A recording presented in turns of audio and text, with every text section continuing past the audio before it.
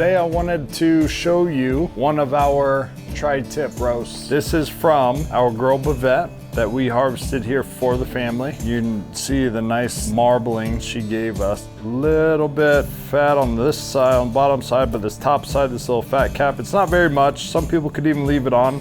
I personally, especially with Wagyu, I like to leave as much fat on as possible. But normally on an animal, this silver skin ends up being a little tough to eat. So this is really what you want to trim off.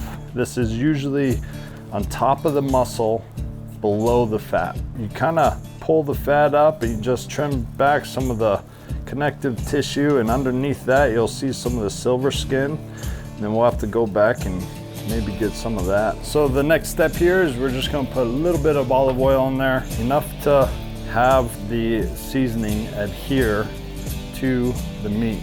Tri-tip is something that you season pretty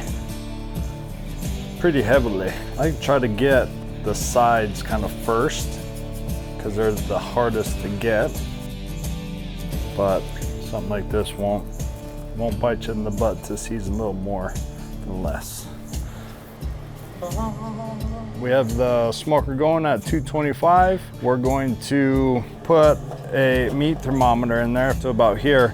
This will take the internal temperature. So we're gonna cook it for about an hour to an hour and a half on 225 until the internal temperature gets to about 130. Once it's at 130, I'm gonna pull it off, put it in some foil, turn the grill up to 500 degrees, and then we're gonna sear it for a couple minutes on each side.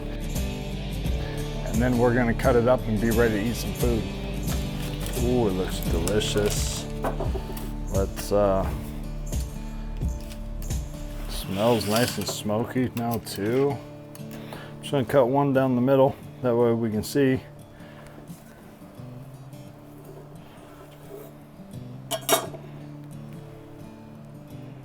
There we go. Ooh, buddy. Look at that. Here come the dogs. Thank you, Bavette. Holy moly. Browsey Acres Wagyu tri-tip.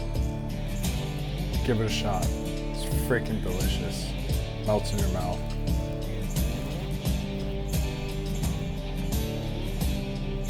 This is why we do this.